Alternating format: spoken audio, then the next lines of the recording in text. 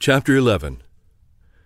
This man was the ship's corporal, or constable, in the opposite watch from me, and was captain of those unfortunate ones called blacklist men, subjected to perform the scavenger work of the ship, and also to scour the brass, copper, and iron, where and whenever it was called for. In this work he appeared delighted to honor the king. The rattan in his hand looked to me like the same one that he used to switch about some of those unfortunate men. I have before narrated in part how the first lieutenant, Campbell, threatened me with an unmerciful whipping if I did not move to suit him wherever I was stationed, because I had attempted to swim away from the St. Salvador del Mundo a few days before I was introduced on board the Rodney, as I have before shown. After watching me for more than a year to execute his threat, he was one day told there was a pair of trousers between the main masthead and heel of the topmast. I acknowledged they were mine, for which offense he kept me in the blacklist for 6 months. We had about 2 hours in a week to scrub and wash clothes in salt water, sometimes a few quarts of fresh water, if one could get it before the 2 hours closed, and no clothes to be dried at any other time except our hammocks, when required to scrub them. Every morning in the warm season we were required to muster with clean frocks and trousers. If reported not clean, the penalty was the blacklist.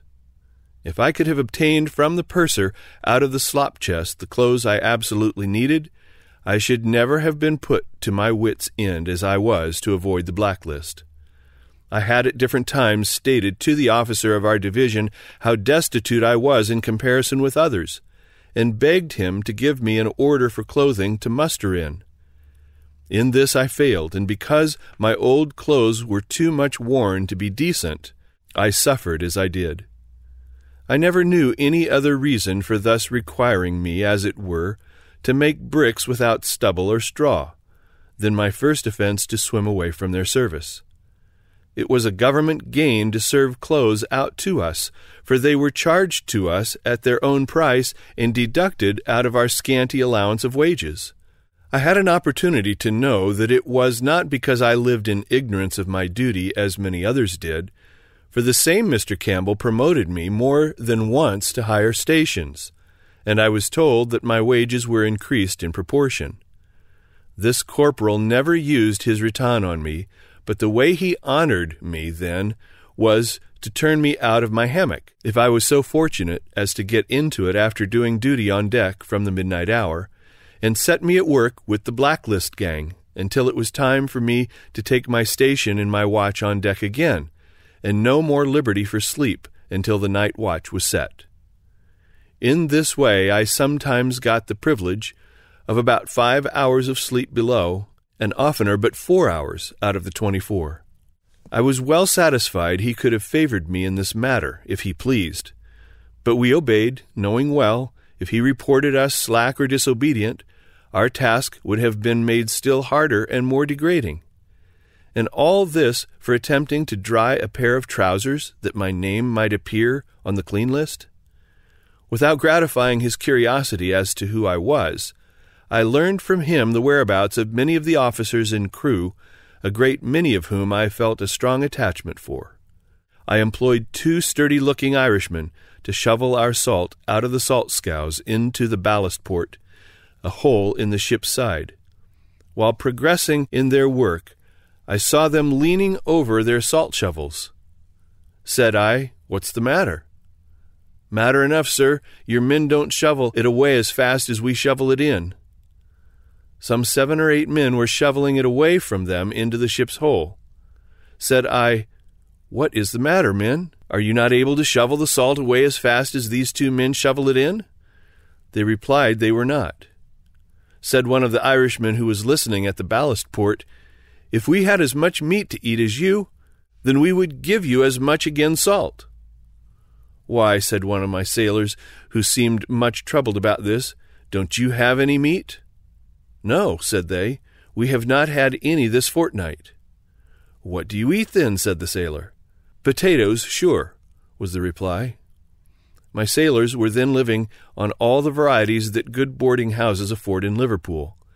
Many are of the opinion that meat imparts superior strength to the laboring class. Here, then, is one proof to the contrary. On account of prevailing westerly winds on our homeward passage, we came into the neighborhood of the Western Islands. Here we saw the towering peak of Pico mingling with the clouds.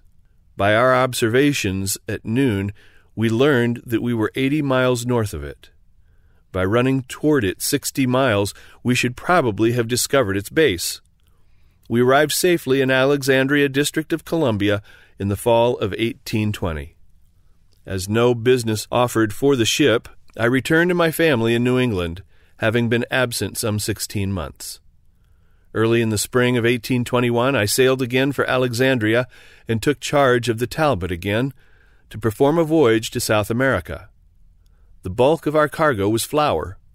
My position was more responsible now than before, for the whole cargo as well as the ship was now confided to me for sales and returns. My compensation for services this voyage was more than doubled. My brother F. was my chief mate. We cleared for Rio Janeiro in the Brazils. With a fair wind, a few hours' sail from Alexandria, we are passing ex-President Washington's plantation at Mount Vernon.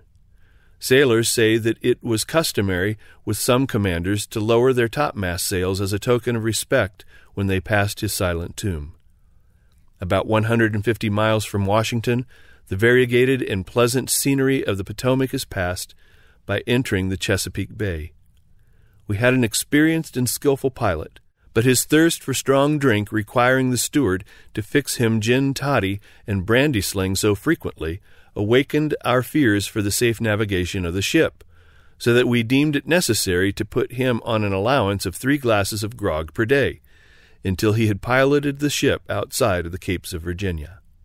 From the Capes of Virginia, we shaped our course east-southerly for Cape de Verde Islands, as is usual, to meet the northeast trade winds to carry us clear of the northeastern promontory of the Brazils or South America, down to the equator of the earth, where we meet the trade winds coming more southerly. In running down these northeast trades, one is struck with the brilliant pathway the ship keeps rolling up in her onward course during the darkness of the night.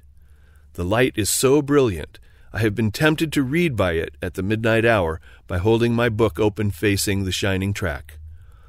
But for the continual caving or tumbling of the sea to fill up the chasm under the stern of the ship, which blends the letters in the book, one could read common print by it in the darkest night. Someone who has examined this strange phenomenon tells us it is because the sea, particularly there, is filled with living animals or little shining fish called animalculae. Undoubtedly, these are food for larger fish. Further south, we meet with another species of slender fish about 1 foot long, furnished with little wings. All of a sudden, a large school of them rises out of the sea, wheel sometimes clear around, and then drop into their element again. The cause of this, when seen sometimes, is a dolphin with all the colors of the rainbow, darting along like a streak of light in pursuit of his prey that has eluded his grasp by rising out of their element and taking an opposite course. In the night time they frequently fly on board the ship, affording the mariner a delicious breakfast. On our arrival off the capacious harbor and city of Rio Janeiro, we were struck with admiration while viewing the antique cloud-capped ragged mountains, and especially the towering Sugarloaf that makes one side of the entrance to the harbor. Here we disposed of a large portion of our cargo and sailed for Montevideo at the entrance to the river La Plata. A few days before our arrival, we encountered a most terrific gale and storm, at the close of which we were drifting on to a rock-bound, uninhabited part of the coast. The wind died away to a dead calm, the sea and current setting us onto the rocks. Our only resort was to clinch our cables and drop our anchors. Fortunately for us, they held the ship. With my spyglass I ascended the masthead to survey the rocky shore. After a while I decided on the place, if we should break from our anchors and could get our ship headed for the shore, where we would plunge her, and if not overwhelmed with the surf, escape to the shore. After thus deciding, we made every necessary preparation, in case the wind should come on again in the night, to cut our cables and make a desperate effort to clear the rocks under our lee. After about 30 hours' anxious suspense, the wind began to rise again from the sea. We raised our anchors, and before midnight we considered ourselves out of danger from that quarter. Soon after this event we arrived at Montevideo, and disposed of the balance of our cargo and returned again to Rio Janeiro. I invested our funds in hides and coffee, and cleared and sailed for Bahia or St. Salvador. On the Abrolhos banks we fell in with the ship Baleena, Captain Gardner of New Bedford, trying out a sperm whale which they had harpooned the day before. Captain G was recently from New Bedford on a whaling voyage in the Pacific Ocean. After getting these huge monsters of the deep alongside of the ship, with sharp spades fitted on long poles, they chop off their heads, and with their long-handled ladles dip out the purest and best oil, called head matter. Some of their heads yield 20 barrels of this rich product, which sells sometimes for $50 per barrel. Then with their great iron blubber hooks, hooked into a strip of their blubber, to which the huge winding tackles are fastened, with the fall at the end of the windlass, the sailors heave it round while the spademen are cutting the strip down to the flesh. As the strip of blubber rises, the whale's carcass rolls over until the blubber is all on board the ship.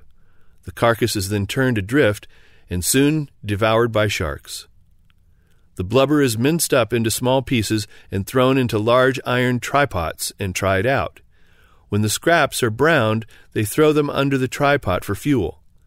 The hot oil is then put into casks, cooled, coopered, and stowed away for a market. While this work is progressing, the cook and steward, if the captain thinks best, are at work to the flour barrels, rolling out bushels of doughnuts, which are soon cooked in the scalding oil as a general treat for all hands. Sailors call this having a good tuck-out. The hot oil is as sweet as new hog's lard. Captain Gardner furnished me with recent news from home and left letters with me for the States. In a few days I arrived at Bahia, and from thence sailed for Alexandria, D.C. While on our passage home I was seriously convicted in regard to an egregious error which I had committed in allowing myself, as I had done for more than a year, to drink ardent spirits, after I had practiced entire abstinence, because I had become disgusted with its debasing and demoralizing effects, and was well satisfied that drinking men were daily ruining themselves and moving with rapid strides to a drunkard's grave. Although I had taken measures to secure myself from the drunkard's path, by not allowing myself in any case whatever to drink but 1 glass of ardent spirits per day, which I most strictly adhered to, yet the strong desire for that 1 glass when coming to the dinner hour, the usual time for it, was stronger than my appetite for food, and I became alarmed for myself. While reflecting about this matter, I solemnly resolved that I would never drink another glass of ardent spirits while I lived. It is now about 46 years since that important era in the history of my life, and I have no knowledge of ever violating that vow, only in using it for medicinal purposes. This circumstance gave a new spring to my whole being, and made me feel like a free man. Still, it was considered genteel to drink wine in genteel company. We had a pleasant passage from Bahia to the Capes of Virginia, and arrived in Alexandria about the last of November, 1821. A letter was awaiting me here from my wife, announcing the death of our only son. Mr. Gardner, the owner of the Talbot, was so well pleased with her profitable voyage that he purchased a fast-sailing brig and an assorted cargo in Baltimore for me to proceed in a trading voyage to the Pacific Ocean, while the Talbot remained in Alexandria to undergo some necessary repairs. While preparations were being made for our contemplated voyage, I took passage in the mail stage from Baltimore to Massachusetts to visit my family. We left Baltimore on Wednesday and arrived in Fairhaven, Massachusetts, on first-day evening, after a tedious route of over 4 days, stopping nowhere only for a change of horses and a hasty meal until we reached Rhode Island. While passing through Connecticut in the night, the horses took fright and sheared on the side of a bank, upsetting the stage. A very heavy man on the seat with me held to the strap until it gave way and fell upon me and crushed me through the side of the stage upon the frozen ground. If the driver had not leaped upon the bank as the stage was falling and stopped his horses, we must have been killed. It was some weeks before I fully recovered. Still, I rode on until I reached home. After remaining with my family a few weeks, on my return to Baltimore, as we were entering Philadelphia about midnight in a close winter coach, with 1 door and 7 men passengers, as we were passing over a deep gully, the straps of the driver's seat gave way, and the 2 drivers fell under the wheels, unknown to us, who were snugly wrapped up inside. I asked why the horses were going with such speed. "I'll let them go," said another. "I like to go fast." I was not so well satisfied, but threw off my cloak, got the door open, and hallooed to the driver, but receiving no answer and perceiving that the horses were going at full speed down 3rd Street, I reached around forward and found that the drivers were gone, and the lines trailing after the horses. I threw the step down, stepped out on it, perhaps a foot from the ground, and watched for an opportunity to jump on the snowbank, but the horses yet kept on the pavement where the snow was worn off. The passengers from behind were urging me to jump, as they wished to follow before the stage was dashed in pieces. I finally sprang forward with the going of the stage with all my strength, and just saw the hind wheels clearing my body when I pitched upon my head, and how many times I tumbled after that before I stopped I cannot tell. I found I had gashed the top of my head, from which the blood was fast flowing. I heard the stage rattling most furiously away down the street. By the aid of the moonlight I found my hat and followed on after the stage. I soon came to Mr. G., my owner's son, who was in company with me from Boston. In his fright he had jumped square out of the stage and was seriously injured. After getting him under a doctor's care, I started to learn the fate of the other 5 and our baggage. I met the horses with the driver, returning with the stage broken down on the wheels. 4 other passengers followed our example and were not much injured. The last man out was a very heavy one, and he jumped out after the carriage left the pavement on the sand, uninjured. The horses ran to the river and turned suddenly under a low shed and crushed the stage upon the wheels, which would in all probability have killed every passenger that had dared to remain. We learned in the morning that the drivers but just escaped with their lives, the stage wheels crushing the fingers of one and taking a hat from the other's head. After a few days we were enabled to proceed and arrived in Baltimore. Soon after my return to Baltimore I was placed in command of the brig Chatsworth, with an assorted cargo suitable for our contemplated voyage, with unlimited power to continue trading as long as I could find business profitable.